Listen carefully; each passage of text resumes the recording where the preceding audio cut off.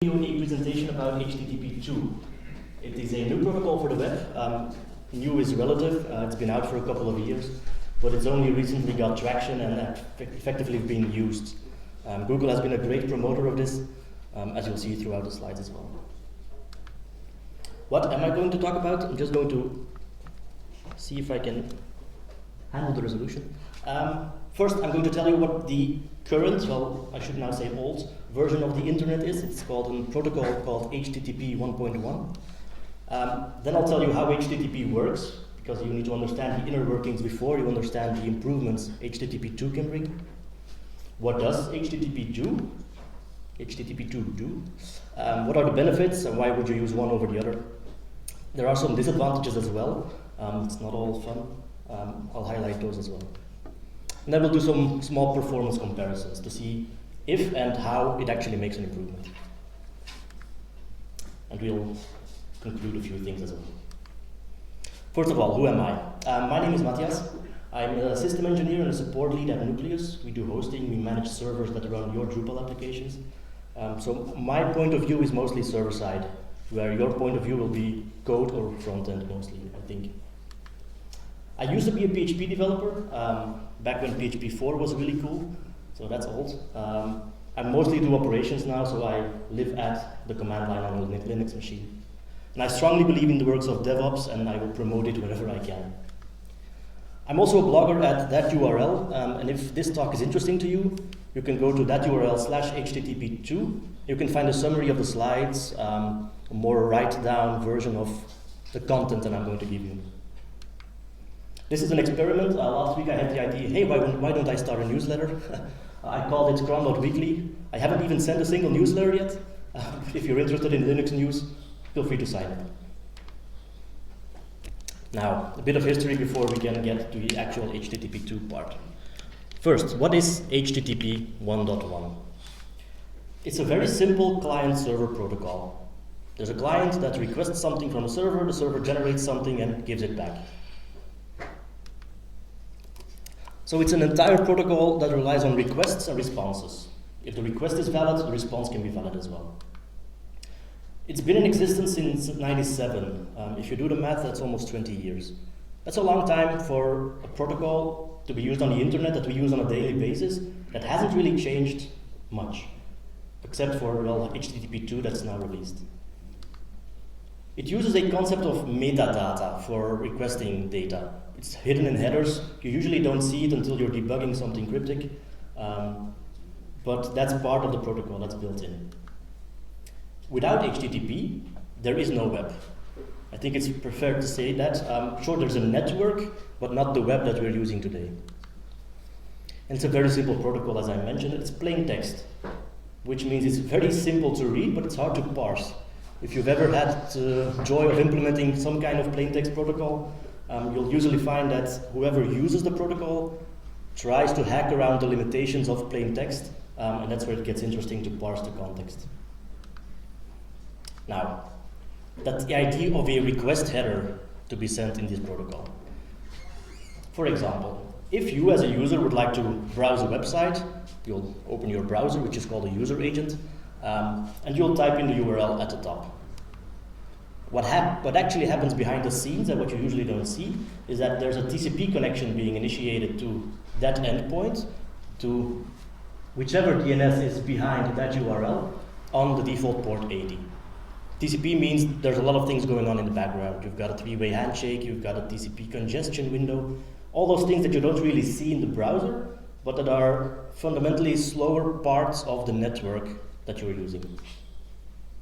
Once you've established that TCP connection, then your client, your user agent, can send an additional request. It can start to send headers. Headers are what you as a user or a user agent, your browser, can do to describe what the content is that you would like to receive back. What does that look like?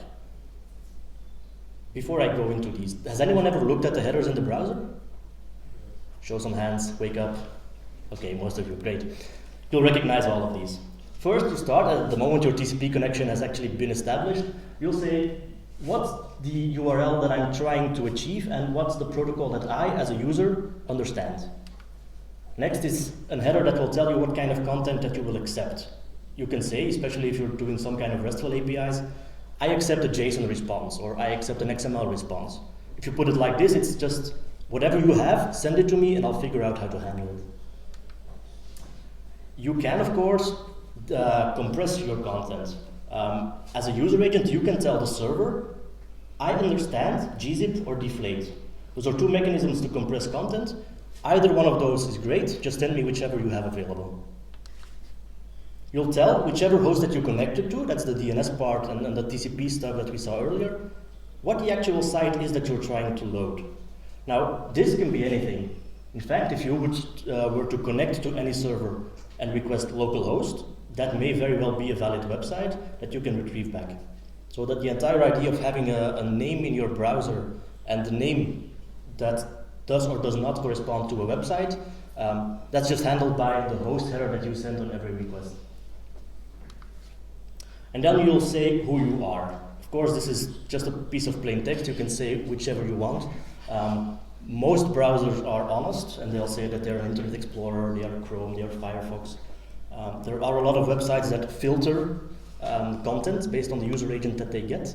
And a very big one is some kind of exchange website that if you were to announce yourself as being Googlebot, you suddenly had all the content without having to subscribe, so that Google could index, but a Firefox or Chrome user would not be able to get the content.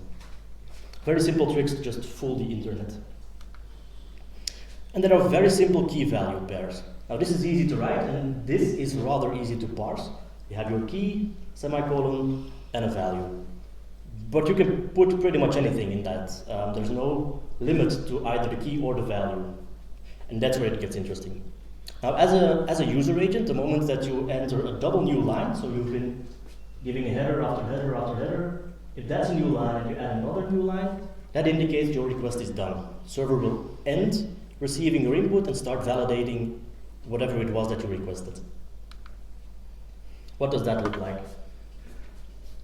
In essence, there are three big parts of the HTTP protocol. One, there's this thing that you don't really see every day. There's the TCP connection. It's hard to visualize as well. Compare it with using a telnet at the command line to connect to a host.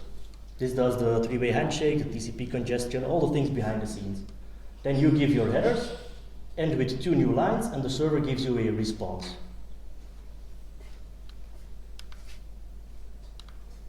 Now, that response, and this is where it gets more interesting towards HTTP2 as well. What does your response mean?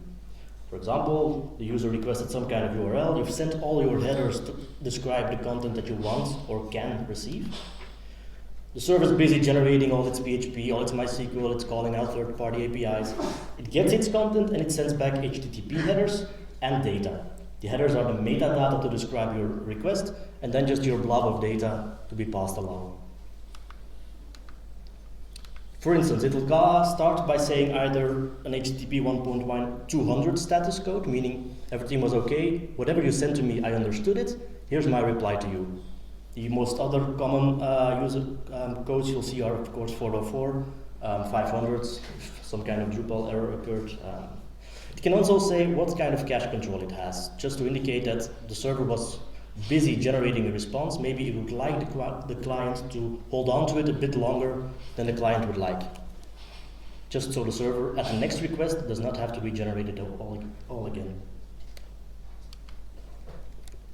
Now, we had an accept encoding header that said, I would like a response to be either gzip, deflate, or just plain text. Server interpreted this as, okay, I can make you a gzip response.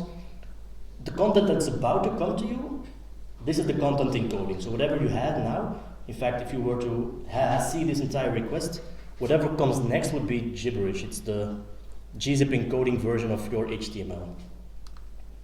And it will tell you how long the content is, so that whenever the server stops sending, the client can validate, okay, I've had enough bytes, I'm ready, I can now decrypt and start serving the content. It will also tell you what kind of type it is, text HTML, XML, JSON, just to make things easier to interpret as a user agent.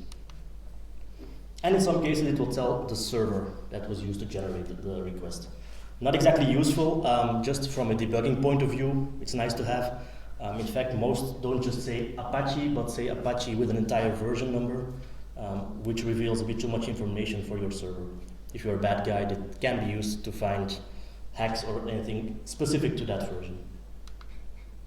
And it will give you a date. The date is mostly used in comparison with the cache control header. So the server thinks this is the time it got generated, and it should be cached for 3 minutes or seconds. I'm doubting now. But the client that gets the request will use this date to use the date to validate those 3 seconds or 3 minutes, whichever it may be. So they're the same kind of key value pairs. Oh, the other way around.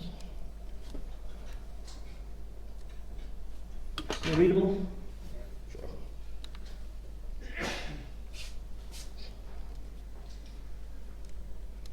Okay. What does this look like at the command line? So we'll skip the request headers. You're making an HTTP request, and this is using the HTTP client. Most examples use curl, which is an awesome tool, but the default syntax and color highlighting that HTTP has is pretty useful in demos as well. So we'll request something, we'll get a response back with exactly the same headers we saw earlier. Then the double new line and the HTML, the content that we actually requested. That's the HTTP protocol. Request, response, done. Now, HTTP 2. What does this add that HTTP 1.1 lacked? Or what problem are we trying to solve that is hurting us at the moment? Zooming is very hard. First of all, it's a binary stream, no more plain text. What does this mean? At the moment, you can telnet to any server from the command line, type your headers, hit enter, and get the response. That will be, depending on how smart you are, either impractical or impossible to do in a binary protocol. Well, the moment you start a TCP connection, so the moment you telnet to some host on port 80, from then on, you should be speaking binary and no longer plain text. It is based on Google's Speedy protocol. This is something that Google has been using for a little over 5 years, I think. Speedy, the protocol, has been discontinued and is entirely HTTP 2 at the moment. This is a fancy term. HTTP 2 is using multiplexed connections. It uses, instead of multiple TCP connections to a server, it will use one master connection and just pipe everything through that one connection. This will become apparent in the next examples, what the benefits and downsides of that system are. HTTP 2 has a cool feature called server-side push. It works a bit like magic, but we'll get to that in one of the next slides as well. It's one of the, in theory, best parts of HTTP 2, although recent benchmarks have actually shown that when used in practice, it may not be as great as was advertised. And because of the multiplexed connections, since you have now one connection to a server where you can request a lot of content, you can use a system called priorities. You can say, okay, I want my website and my CSS and my JavaScript and my images, but I want to have my CSS first and my images later. I want that order to be maintained. Who supports HTTP 2? Because it's nice all in theory, but if you can't use it, what can you do with it? If you can read it, most of the major browsers today support it. We've got some older Android devices that are still lacking, which probably won't support it anytime soon. But if your users are either Firefox, Chrome, Safari, or a recent version of IE, you can use HTTP 2 without a problem. Client side is of course only half the story. You've got servers to run that content. What kind of web server do you need to support HTTP 2? You can use Apache with a small asterisk. Apache 2.4 is the only version today that supports it, which is relatively new, and about 90% of all the Apache servers out there are running 2.2. So in theory you can, in practice it's rather difficult to get that version running on a stable manner on your servers. Nginx supports it. Let me just zoom out again. As of, I think about a month, it's been publicly available for Nginx. So if you're now running Nginx on your systems, you can, with a few simple commands, enable HTTP 2. And then you're actually done. You no longer need to do anything new. So to activate, it's a really simple tool.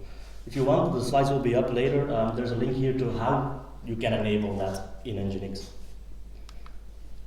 And if you're on the Microsoft side, which I doubt many of you will be here, IIS 10 will have HTTP2 support, except that it's only in Server 2016, which is a technology preview release.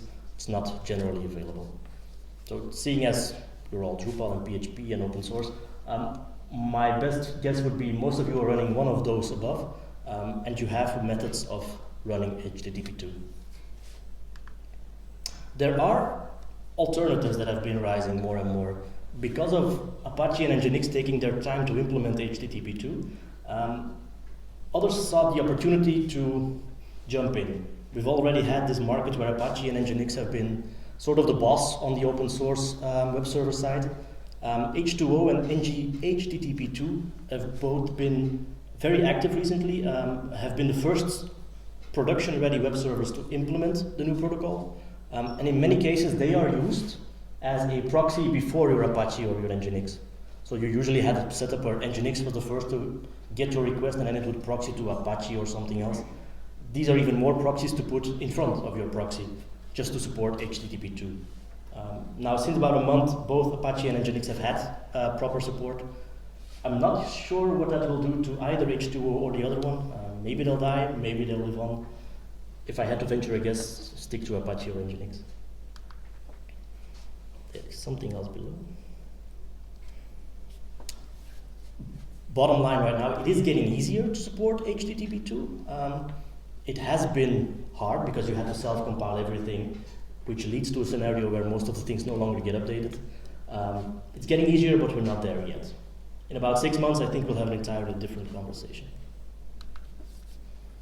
What are those actual benefits of HTTP2? Is it faster? If so, how much faster? Does it use less resources? Because that would be nice, just a fun thing to have. How does it handle its bandwidth? Should we see an increase, a decrease? Can we get more control of what happens on the server side, or is the client still the boss? Which, in today's case, the client is definitely the boss. The first actual benefit of that new protocol. It's a thing called domain sharding. We've been using it for 10 years or more, and it was a really cool idea to have more of your simultaneous concurrent sessions on a website. If you browse to CNN or anything, you'll probably load about 100, 200, 300 additional files on just your main request. A default browser will only open 6 connections per host. What does that mean? Gopher Tiles is a really cool demo site if you want to just test it out. I hear the Wi-Fi is great here, so just go for it. What this does is, it opens a website that has been configured to load 200 additional resources. Resources being JavaScript, CSS, images, doesn't matter. But what you can see in your browser is that a default browser will open to that same host 6 connections and download the first 6 files. As soon as the first of those 6 is done, it can start another one. And it will only, at one time, have 6 connections open per host. Now you can see where this becomes a problem if you're trying to load 100 or 200 additional assets, which isn't uncommon for web shops or anything like. So that's why we as developers or as system admins try to shard our data. What we try to do is, instead of just going to yourdomain.com/file1, file2, file3, we go to cdn1.mydomain, cdn2.mydomain. And all of that just pointed back to the same server, but it tricked your browser into opening multiple connections, because those might be different servers. The browser has no idea about it. And just request more files at once. It paid off. It really gave a more fluent idea of the website. It loaded faster, it was more responsive. Now, since we've been sharding, our browser can open multiple connections. Everybody wins.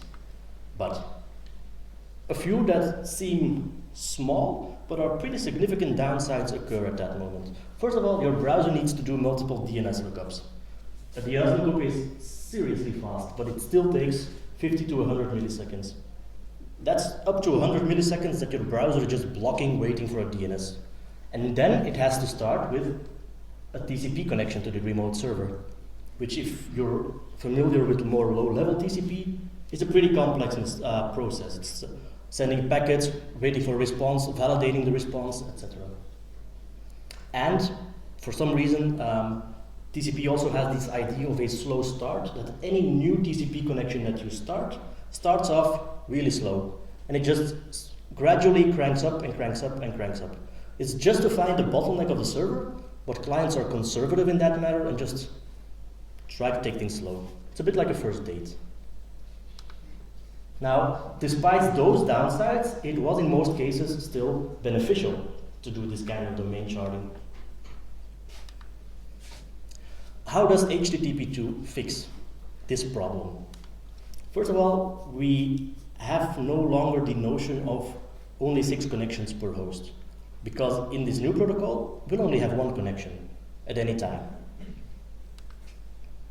And if you were to shard at this moment, you would actually be hurting the protocol, because you would be doing what HTTP 1 was doing, which is just another DNS lookup and another TCP connection and another slow start. Whereas in HTTP 2, that's no longer needed. You already have that 1 connection that can handle a lot of multiple requests at the same time.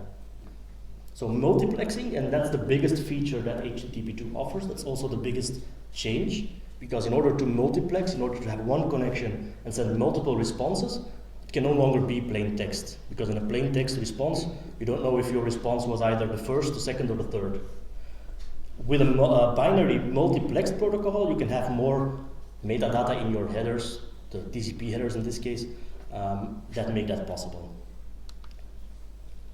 And as an additional benefit, you can use priorities, but we'll get back to that later. Because of only having a single connection to transfer files back and forth, it maybe could mean the end of those entire concatenated big CSS of JavaScript files. Why? Because depending on your website, of course, it's all of this is depending on your website and the kind of traffic that you're serving. Why would you send a 150 kilobyte CSS file if that particular page that needs it only loads 5 kilobytes? Maybe those other 145 kilobytes are used on different pages. In HTTP 1, that may have been a good idea. Just send it once, let the client cache it, so that for future requests we don't have to do the entire TCP dance. Now for HTTP 2, because you only have 1 actual connection, why not only send the CSS that the client needs for that particular page? It could mean less data transfer, you no longer have the bottleneck of connections, etc. This is something that in theory is great. In practice, it just depends on your site. If you have a busy web shop, maybe it pays off. If you make your living blogging, maybe it doesn't. All circumstantial. A benefit, depending on how you look at it, is that in order for the new protocol to work for your clients, your site needs to be HTTPS. Now, the protocol of HTTP2 doesn't actually require HTTPS. There is a perfectly valid alternative with all the same benefits that does clear text only. But browser makers like Google Chrome, Firefox, etc. have all just said, well, that's a good idea for your protocol, but we will not do it that way. Whenever we want HTTP2, we will require an SSL connection. The alternative was H2C, which is the plain text version of HTTP2. But as I said, you won't find it in production anywhere at this moment. So if you want to offer HTTP2, you will have an SSL certificate, which means more fun managing them. If you make a mistake with your SSL certificate, your site's offline, your visitors will get pop-ups, etc. You will have a lot of fun having to handle with mixed content, but in the end, it pays off. If you want to read more about this, there's a really cool initiative called the Let's Encrypt initiative from the Electronic Frontier something that offers free SSL certificates. They are now in beta, they work. So if you're still paying more than a few $100 per SSL certificate, check those guys, it's free. And a little rant from myself about the pains of having to manage your SSL certificates and all the things that can go wrong. Another benefit of the new protocol is called compression, because the current version, if you send a request to your server and you give all your headers contain in plain text whether you support compression or not. That implicitly means that you can't actually compress your headers, because that info, that part of the protocol, needs to be understood by the server. You can't say, I understand gzip, but already encrypt your, compress your request in gzip, because the server won't know how to handle that.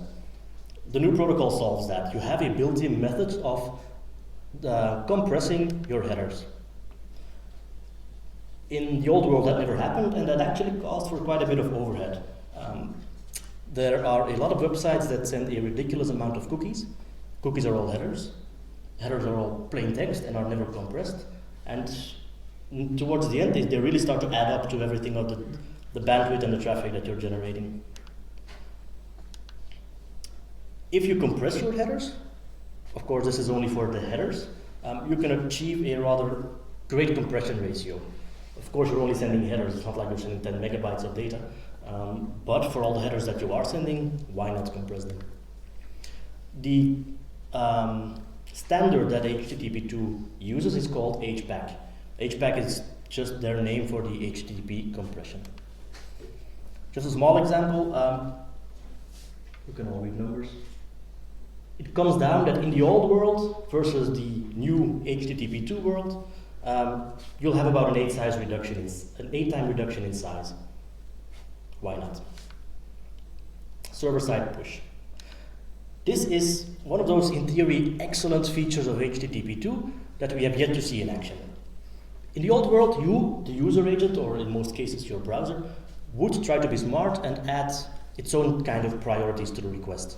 If you load CNN.com, it will detect I need JavaScript, CSS, and a couple of images. But just to be sure, I'll send my CSS first, because who knows what kind of additional requests I need. So it's the user agent that determines what your priority is for sending that data. In the new world, the user agent would add priorities to a request, but the server can still deny that as well. It adds the additional benefit that as a server, you can even send data that your client has not even requested yet. This is magic. What does that mean? You're visiting CNN.com. You, as the webmaster of CNN.com, you know that anyone that visits your site will eventually have to load your main JavaScript or your main CSS file.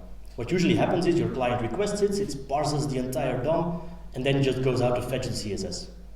With this system, your server can send the CSS straight away. I don't mean in the HTML, it just means as an additional request without even having the client request it. Of course, your client can deny it if it already has the file, etc. It's pretty smart about that. If you're thinking about, hey, these are WebSockets, not exactly, because you can't manipulate this. This is server-side only. What does that mean? Since I'm running out of time, I'll step up a bit. You do a request. Your browser parses the request and then figures out, oh, I need CSS. But that parsing time, that's actually additional time that we can avoid in this case. For instance, 50 milliseconds of just waiting for your browser to decide what the next request is. With server-side push, if you have a website, don't know if you can read it, but you can see the slides. If your website knows, okay, the next request is by sure a CSS file, I'll just go ahead and send it along. And that means request 1 ends, and just a millisecond later, the next file is already being downloaded. Those are 50 milliseconds or more that are just being saved right out of the box. Server-side push, it sounds awesome, but how do you as a developer manipulate this? How can you say, the next request is definitely going to be CSS, add that as well? That's where the standard gets vague. There isn't actually a real standard. Well, there's a standard for the protocol between your browser and the server, but there is no standard for your client or your PHP code talking to your web server to deliver it to your browser. What is definitely sure is that we will use some kind of header, meaning if you're in a PHP code, you can set additional headers. Your Apache or your Nginx will interpret this, and then use the HTTP2 protocol to connect to your user agent and send the data. Now, the part where your PHP code talks to your web server, that's unclear. We've got one server that already supports this, all the others don't. Neither does Nginx, by the way. And for now, they all use a link header. So if you, from your code, can say an additional link to this file, your web server, in this case ng-http2, would interpret that and already send it to your client without him requesting it. This is a bit unfortunate because the link header is already being used for other purposes. It's one of those things that WordPress builds greatly upon. Maybe this will change. Maybe every web server will get its own kind of header. That's unclear. So this is what I was saying earlier. Your client, your user agent, your browser goes to a web server, which then goes to your PHP code. Your PHP code can generate a header that will get sent to your web server, your Nginx, your Apache, and that will send the additional request to your client. We just don't know yet what that header will be. So this is an entirely theoretical conversation. So as I mentioned, we don't know yet the header yet. Priorities. As a user agent, as a browser, you can say, I want these 50 requests, and I would like CSS to be first, and I would like my JavaScript to be first, and then my images. This is a preference that you can have as a browser. You will not have a way to manipulate this. This is something that your Chrome will have or your Firefox will have built in. It can also be denied by the server. If the server gets a request and that says, I would like my CSS first, the server can say, that's not a good idea. I'll know better. Here's some JavaScript instead. Because your browser, because of the one TCP connection that we now have, as soon as the browser detects I need 50 more resources, it will fire all 50 at the same time.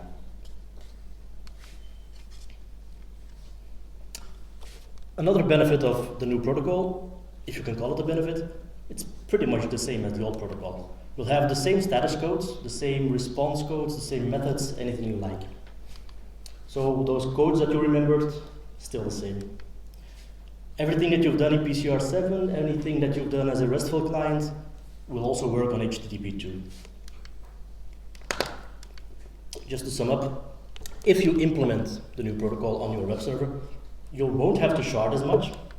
You'll have to run TLS everywhere.